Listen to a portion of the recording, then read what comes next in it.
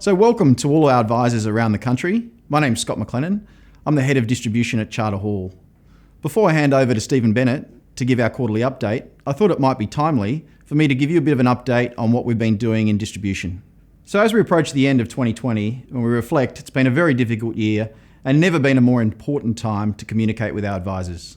We've increased our communications efforts through videos, webinars, and other digital solutions to better assist you, our advisors, in delivering our message to your clients. We'll continue to work with you to provide you with helpful tools and appreciate any feedback you may have to ensure that we are meeting your needs. Some of the key highlights for 2020 have been the launch of our new Wholesale Property Series number 1, WPS1. This is targeted at wholesale clients and sophisticated investors. We've also relaunched Charter Hall Direct Long WALE Fund, LWF. This is a fund that captures the broader opportunities that Charter Hall seek to invest into in resilient sectors such as essential services. If you have any questions for me or my distribution team at Charter Hall, please don't hesitate to get in touch. Now I'd like to hand you over to Stephen Bennett, the Direct CEO at Charter Hall. Thank you. Thank you for joining us for an update on the Charter Hall Direct suite of funds performance at the end of September 2020 quarter. For those of you who don't know me, my name is Steve Bennett and I head up our direct business at Charter Hall. As is usual at these quarterly updates, I'll go through some of the key statistics and fund information, but we'll also touch on some of the topics that are very relevant in the current market. You'll see up there on the screen the agenda which covers fund performance, the ESG side, so environmental, social and governance at Charter Hall, unit prices. I'll talk a little bit on the office sector and some of the things that are happening in this space, as well as walk through a number of case studies around acquisitions and leasing deals completed during the quarter. This slide up there on the screen shows the fund performance. So these returns are since the funds were created, with the blue bars being the actual returns delivered for our investors in that product, and the grey bar being the benchmark, which we use is the MSCI Wholesale Fund Index. Pleasingly, as has been the case of previous quarters, you can see the funds have continued to outperform the benchmark.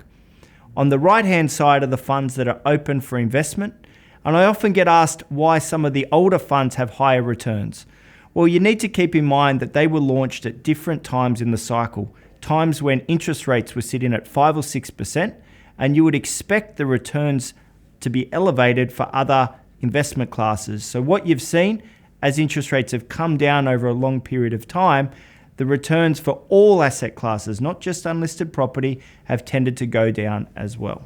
And because I know a number of people who are watching today's event come through the ex-Folkestone products, it's important that we keep you updated on how they're tracking. You can see up there on the slide, the funds on the left-hand side have been open and closed. The blue bars show significant outperformance versus the benchmark. As you'd expect, some of the funds in the middle, which are backed by hotel assets, in a global pandemic where people can't travel, they've had some challenges around performance, particularly of the tenants. And on the right-hand side, you can see a number of residential funds, which, depending on when they were launched, have achieved some very strong results. But on the direct Plumpton side, obviously the team are working through a number of challenges in that market. So I've just shown you the financial performance of our underlying funds, which as an investor or an advisor is critically important.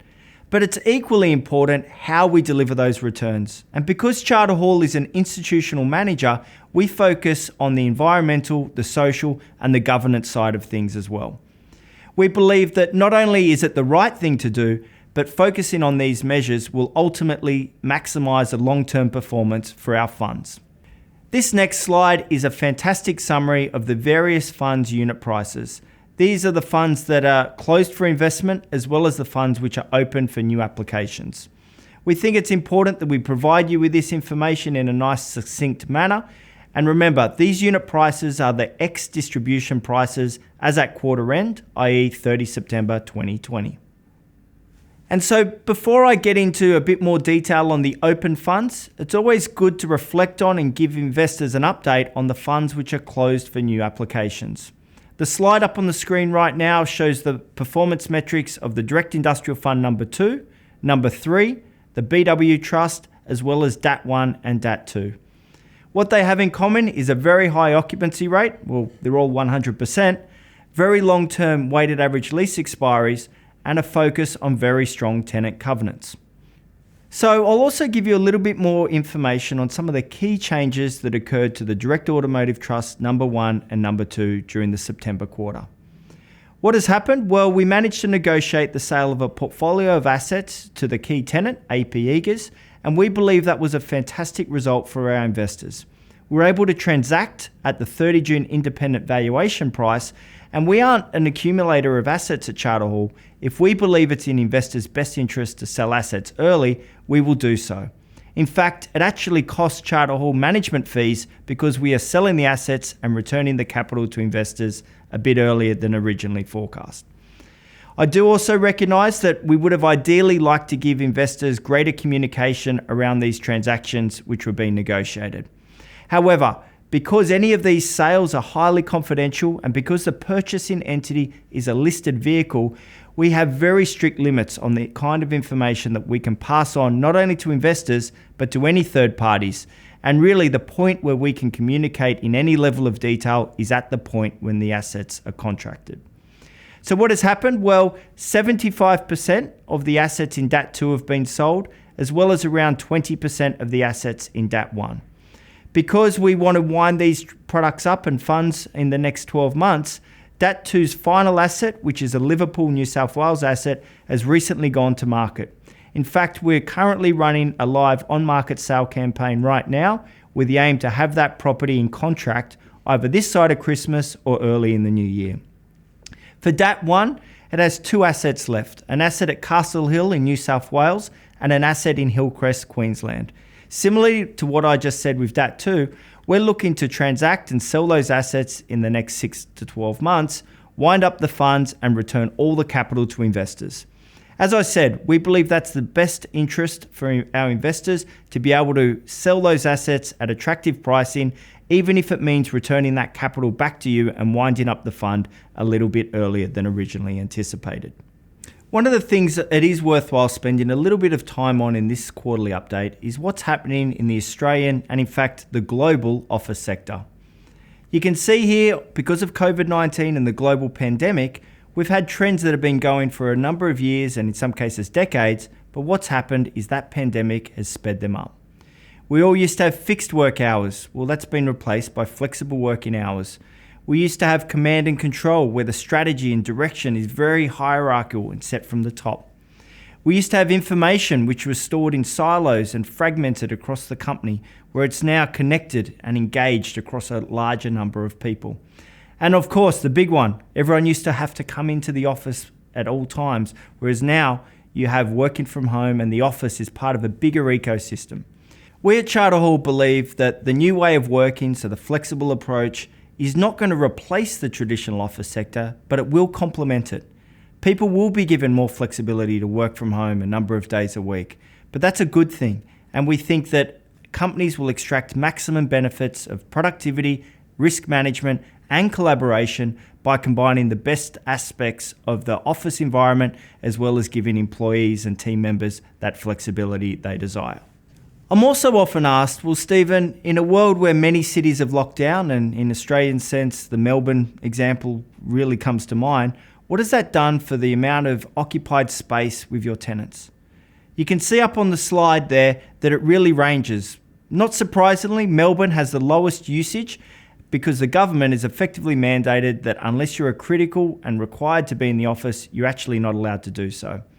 In states and territories where the pandemic's been dealt with very well, you have an example of Perth, where the utilisation rate has gone back to where it was, or trending back to where it was pre-COVID. From a global perspective, you tend to see, again, the cities that have dealt with the health crisis have also managed to get their workers back into the city and CBDs. In fact, where you do see cities which have dealt with the health crisis, but the occupancy rate's low, it's generally because they have mandated policies coming out of a head office, often North American head office, which set the office protocols on a global aspect without paying heed to the nuances of the individual markets. And on a practical level, it means the way we've engaged with our tenants, the way we manage our office properties has had to evolve and change because of the pandemic.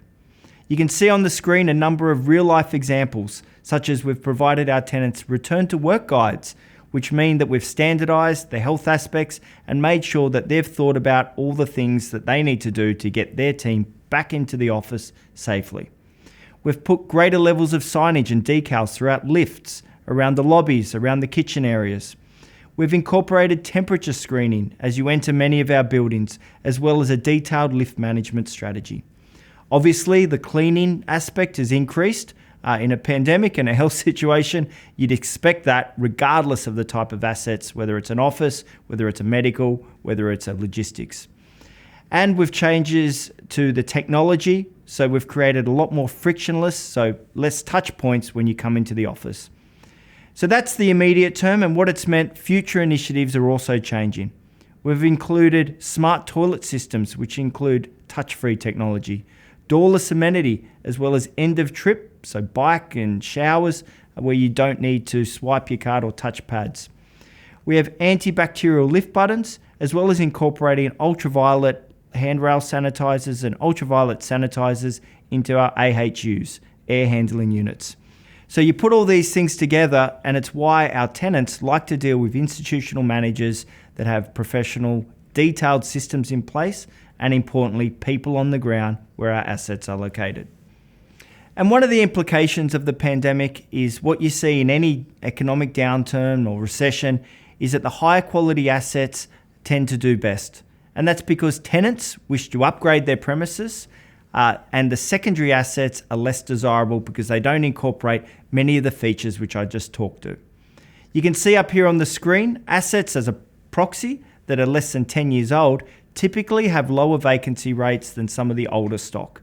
If you were to run the same analysis by A, B, and C grade assets, you'd see a very similar result. So then if we combine a number of these aspects, what does it mean for an investor? Well, we don't make predictions at Charter Hall. Obviously, it's very difficult, and in a global pandemic and a recession which we're in right now, it's even more challenging than usual. But what I would say is that investors should expect, as part of any recession, that vacancy rates to increase in the short to medium term. That will not be an unexpected result. If you then fast forward to when the pandemic's over, and I'm not sure when that is, many health professionals and experts in that field don't know when that is. Well, what does the space look like? Well, you'll have office assets which are trading at a huge premium to where the government long-term debt rate is. You can see up there on the slide, the spread is approximately 440 basis points or 4.4%. What I think that will mean is that investors will be looking at a world of zero, in many cases throughout the world, negative interest rates and term deposits which are paying 0 to 50 basis points and saying, how am I going to generate income? And I'm not saying what it will do to pricing in commercial property, but what I would say is that at that spread, so the yield you can get on high quality institutional grade Australian property versus that 10-year Australian government bond rate, because it is so wide that this will potentially be an attractive investment class to a large number of investors. This isn't just my opinion. I'm basing this off a number of transactions which have occurred in the Sydney and Melbourne office market. And if you look at who the buyers of these properties are, you'll note they're very sophisticated and or wholesale investors. You can see here Rialto Tower sold in April 2020, a 50% interest, and the purchaser was Dexus and a GIC joint venture. For those that aren't familiar with GIC, GIC are the Singaporean Sovereign Wealth Fund, so a huge global investor. And what that means is that they've taken a look-through cycle view and saying, if I can secure fantastic quality assets, I'm still willing to transact regardless of some of the volatility and uneasiness that may be in the short term. Peakstone, again, a Singaporean entity, acquired 45 Clarence Street, Sydney. And you can see here the passing yields and the IRR, internal rate of returns on these sales, are quite attractive pricing. Moving to 452 Flinders Street, Melbourne, that was a property acquired by Decca. For those that aren't familiar with that organisation, they are a large wholesale investor out of Germany. Moving to Melbourne, 222 Exhibition Street, another GIC acquisition, this time occurring in June. And finally, what this means is that these large, wholesale, very sophisticated investors who are buying Sydney and Melbourne office assets, they're not doing it because they believe the returns in the next 3, 6 or 12 months are particularly attractive. They are looking through the cycle saying if they can acquire high quality institutional grade assets in the gateway cities of Sydney and Melbourne, then they're still willing to do so because they are taking a long-term perspective on what that means for their investment portfolios. So whilst I've talked about some of the bigger picture impacts on the Australian office market, because this is a fund update, today's event, I'll now run through the Direct Office Fund as well as our other open funds. Well, the Direct Office Fund at $2.4 billion is the largest fund that we manage in the Direct team. It benefits from 96% occupancy and a weighted average lease expiry of 8.6 years. The weighted average lease expiry we've worked on very hard, and in fact, if you look at the WALE at 31 March, it was 8.2 years. So in a global pandemic, the active management and having people on the ground and working with our tenant customers has meant that we've been able to actively extend that WALE by almost half a year. We pay our distributions quarterly, and like all our funds, we focus on the tenant quality, so who's paying the rent.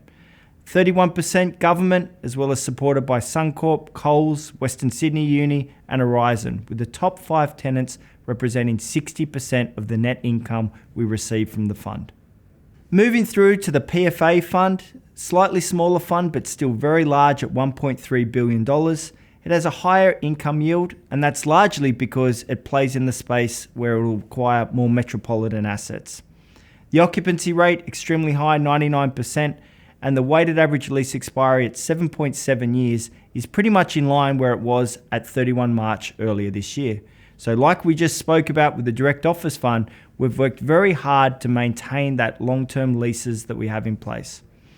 The PFA fund tenants are a little bit different to all the other funds which we manage, but it's different in a good way. At over 52% of the net rent roll is paid by state and federal governments, provides that very strong income security. It's also supported by other high-quality tenants such as American Express, Horizon and Lion. So this isn't an accident. This is something we've actively managed and continue to focus on for the benefit of investors in this fund. And you heard me earlier say that the expectation is that vacancy rates, regardless of the market in Australia, will increase in the short to medium term. Well, what does that mean for the 2 office funds which I've just talked about? Well, because we do focus on long-term leases, it means we've got very little expiry in the intervening years. You can see on the chart, it's heavily back-ended in terms of the major lease expiries. It means in periods of weakness in the market, we don't need to engage with too many tenants because we already have those income streams secured for the long term. Moving through to our non-office funds, I'll talk about the Direct Industrial Fund number 4, which is a shade under $1 billion of assets. We've had some great success in the September quarter in picking up high quality assets with 100% occupancy on very long-term leases. When you blend those new acquisitions in with the existing portfolio, you end up with an occupancy rate of 99% and a weighted average lease expiry of over 11 years. Again, you can see here the tenants are very strong: Ingham's, Visy, Main Freight, Browns Dairy, one of the new acquisitions during the September quarter, as well as Primo Meats. The tenancy mix is a little bit more varied and dispersed in the industrial fund, and that's because we have more properties and greater number of tenants. This brings me through to our final unlisted direct property fund, the Charter Hall Direct LWF. What have we done during the quarter? Well, we have repositioned this fund to focus on greater length of lease. We are not selling off the existing assets which focused on the consumer staples thematic because we believe that they are still strong for the portfolio. But the pandemic has shown us that there is even more value in the longer term leases than we first anticipated. At an occupancy rate of 97%, it pays distributions on a monthly basis as well as has an income yield around 6%. The largest tenants are Bunnings, Hands, Telstra, as well as Helios. And anyone that's been into a Bunnings will understand that they have fantastic tenant covenant because they're almost a monopoly in the hardware space in this country. The portfolio value is around $200 million, and what you will see is this fund will continue to grow and diversify its portfolio over the medium term. So all the funds I've just talked about in the direct property suite are unlisted direct property funds, meaning you typically have a 5-year investment time frame. Compare that to the Maxim Fund. Well, the Maxim Fund, I often get asked, what's better, Stephen? Listed securities or the unlisted? Well, the short answer is it depends on what you as an investor or a client are trying to achieve. Both invest into high quality real estate, but the difference with the Maxim Fund, because they are buying stocks that are on the ASX, it has daily liquidity. That can be a real advantage to a large number of investors. But you do also need to realize that that daily liquidity comes with greater volatility in returns. That's to be expected. It is invested into stock market securities. The other question I often get asked is, well, Stephen, why would you consider the Maxim Fund when I can go out and get a passive holding, an ETF, exchange traded fund, something that just tracks an index? Well, we believe that one of the benefits is we've got a high quality team that are picking the stocks. Over a long period of time, they've been able to show a level of outperformance on an after fees basis compared to the index. And up here on the screen, you'll see an active case study on Lifestyle Communities. Well, why did Maxim invest 5.3% into this kind of stock? Well, they believe it's the best of breed, strong shareholder focus, and they exhibit a very high level of capital discipline. They have not undertaken any equity raises since 2012, and in fact have been able to deliver 5-year EPS growth of 26%. They also look at what are the long-term trends driving it. Well, as more retirees seek more affordable housing options and an improving rate of penetration and institutionalization of their asset class, they believe that Lifestyle Communities is well placed. But remember, Maxim invests into a large number of these type of securities, and you're getting the benefit of a high quality team that are picking these stocks. And just like I always tell people with the direct unlisted suite of funds that they are illiquid and don't invest if you're not prepared to invest for that period of time, you need to be aware of the key risks in Maxim. Well, one of the key risks is the volatility. Because it is listed stocks, the pricing moves about on a daily and monthly basis. So just as long as you're aware of that and do your research and make sure you read the offer documents, the Maxim Fund can be a fantastic way to access high quality property in a different investment structure compared to the unlisted direct property funds. And what I like to do in these quarterly updates is to give our investors and our clients an understanding of some of the recent acquisitions and leasing, as well as the management thought process behind each. The first one I'll talk about is PFA's recent acquisition of a government leased property in Adelaide. We believe at a weighted average lease expiry of 6.5 years, and this price point, there's the opportunity to add significant value for our clients. One of the things which we'll be actively working on is to see if we can create a win-win scenario with the SA government as the tenant to extend that lease term out. We can provide them with whatever they need in the short term, and we can ideally target a longer term income stream for the benefit of our clients. In the industrial space, DIF4 acquired the other 50% of Edinburgh Parks, again located in SA, and it benefits from an extremely long-term lease of 19 years and 100% occupied by a very strong corporate in Inghams. Finally, it's not just the assets that you buy which derive value for your investors. It's how do you manage the assets that you already own. And a live example of what happened during the September quarter was our Perth leasing team engaged with the tenant, and what we took was a 5.7-year weighted average lease expiry, extended it by 6 years, and the tenant there is AmCap. So how did we do that?